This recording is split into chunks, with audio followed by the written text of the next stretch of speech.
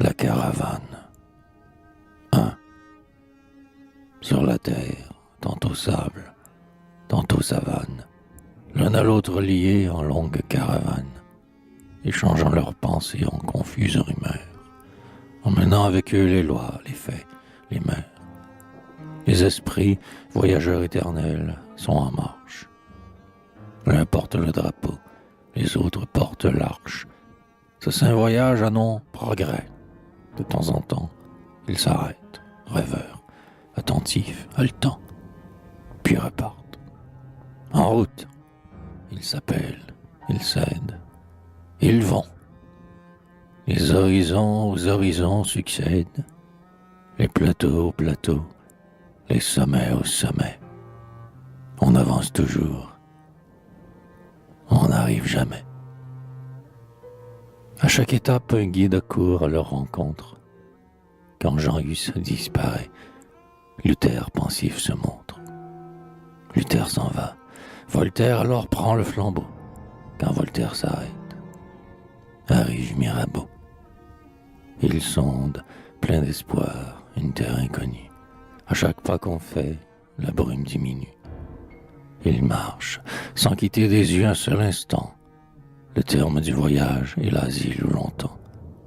Point illuminé au fond d'une profonde plaine, la liberté sacrée, éclatante et lointaine, la paix dans le travail, l'universel humaine, l'idéal, ce grand but, mec du genre humain. Plus ils vont, plus la foi les pousse et les exalte, pourtant, à de certains moments, lorsqu'on fait halte, que la fatigue vient, qu'on voit le jour blêmir, et qu'on attend marcher qu'il faut enfin dormir.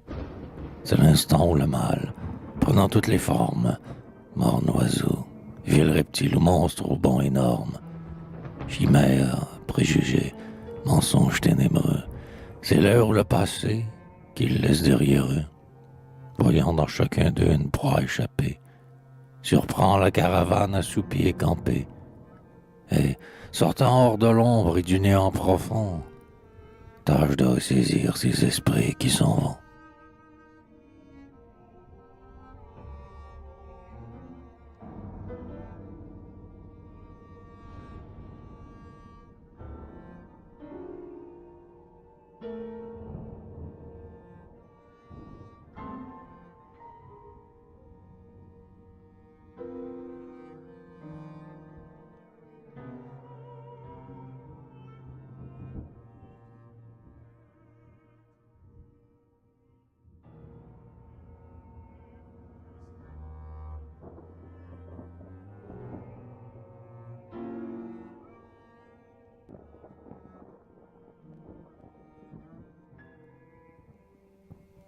Le jour baisse, on atteint quelques collines chauves que l'âpre solitude entoure, immense et fauve, et dont pas même un arbre, une roche, un buisson, ne coupe l'immobile et lugubre horizon.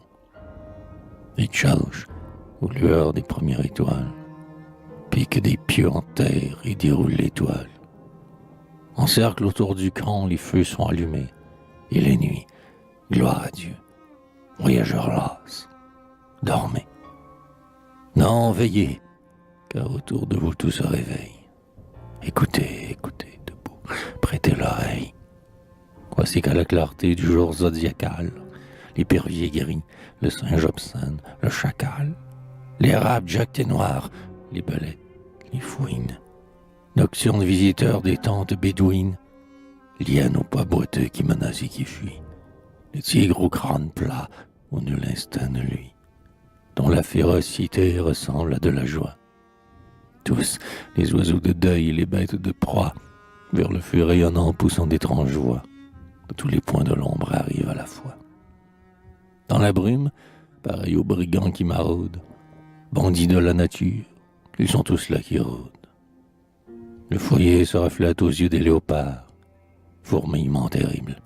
On voit de toutes parts des prunelles de braise errer dans les ténèbres. La solitude éclate en hurlements funèbres. Des pierres, des fossés, des ravins tortueux, de partout sort un bruit farouche et monstrueux. Car lorsqu'un pas humain pénètre dans ces plaines, toujours, à l'heure où l'ombre épanche ses haleines, où la création commence son concert, le peuple épouvantable et rauque du désert, horrible et bondissant sous les pâles nuées, accueille l'homme avec des cris et des huées. Bruit lugubre, chaos des forts et des petits, cherchant leur proie avec d'immondes appétits. L'un glapit, l'autre rit, miaule, aboie ou gronde. Le voyageur invoque en son horreur profonde, ou son saint musulman ou son patron chrétien. Soudain tout fait silence, et l'on n'entend plus rien. Le tumulte effrayant cesse, râle et plainte, meurt comme des voix par l'agonie éteinte, comme si, par miracle et par enchantement, Dieu même avait dans l'ombre emporté brusquement. Renard, singe, vautour, le tigre, la panthère, tous ces monstres hideux qui sont sur notre terre, ce que sont les démons dans le monde inconnu. Tout se tait, le désert est muet, vaste et nu. L'œil ne voit sous les cieux que l'espace sans borne. Tout à coup, au milieu de ce silence morne, qui monte et qui s'accroît de moment en moment, s'élève un formidable et long rugissement. C'est le lion.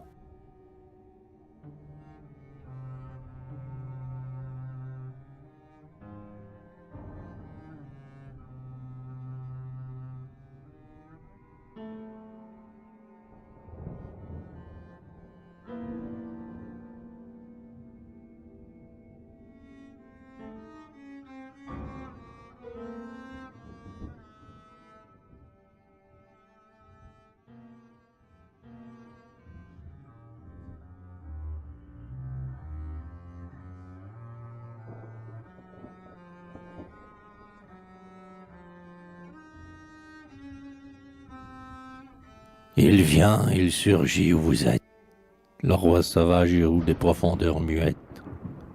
Il vient de s'éveiller comme le soir tombait, non, comme le loup triste à l'odeur du gibet, non, comme le jaguar pour aller dans les havres, flairer si la tempête a jeté des cadavres. Non, comme le chacal furtif et hasardeux, pour déterrer la nuit et les morts, spectres hideux, dans quelques champs qui vit la guerre et ses désastres, mais pour marcher dans l'ombre à la clarté des astres. Car l'azur constelle les plaies à son œil vermeil, car Dieu fait contempler par l'aigle le soleil, et fait par le lion regarder les étoiles.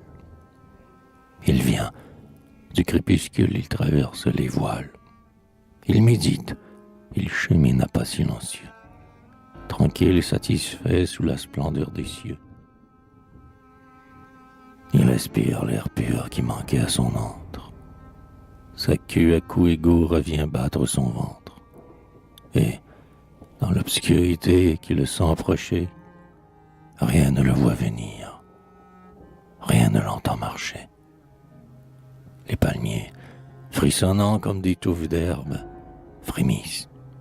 C'est ainsi que, paisible et superbe, il arrive toujours par le même chemin. Et qu'il venait hier et qu'il viendra demain, à cette heure où Vénus à l'Occident décline.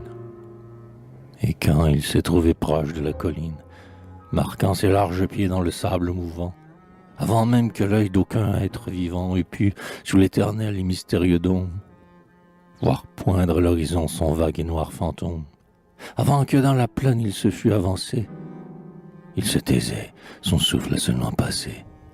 Et ce souffle suffit, flottant l'aventure, pour faire tressaillir la profonde nature, pour faire soudain taire au plus fort du bruit toutes ces sombres voix qui hurlent dans la nuit.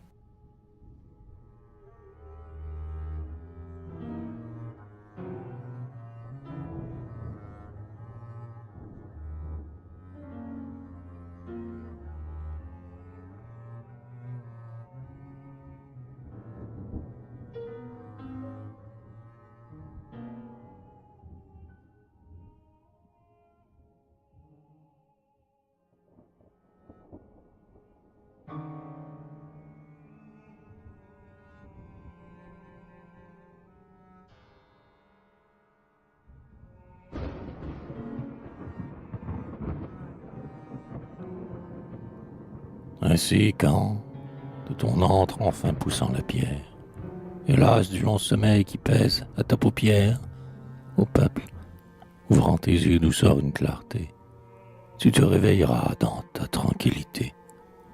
Le jour où nos pillards ou nos tyrans sans nombre comprendront que quelqu'un remis au fond de l'ombre, que c'est toi qui viens, ô lion. Ce jour-là, ce vil groupe où Falstaff se couple à Loyola, tous ces gueux devant qui la probité se cabre, les traîneurs de soutane et les traîneurs de sabre, le général souffleur, le juge Barabbas, le jésuite au front jaune, à l'œil féroce et bas, disant son chapelet dont les grains sont des balles, les mains gras bénissant les Héliogabales, les veillots qui naguère, errant sans fut ni lieu, avant de prendre en main la cause du bon Dieu, avant d'être des saints, traînant dans les ribottes, les haillons de leur style et les trous de leurs bottes, l'archevêque, ou les mâts du Christ, ou de Mahom, marchant avec le style sanglante d'homme, les trop longs, les roueurs, violateurs de chats, grecs qui tiennent les lois comme ils tiendraient les cartes, les beaux-fils dont les mains sont rouges sous leurs gants, ces dévots, ces viveurs, ces bedeaux, ces brigands, depuis les hommes vils jusqu'aux hommes sinistres, tout ce tas monstrueux de gredins et de cuistres qui grincent, l'œil ardent, le mufle ensanglanté, autour de la raison et de la vérité.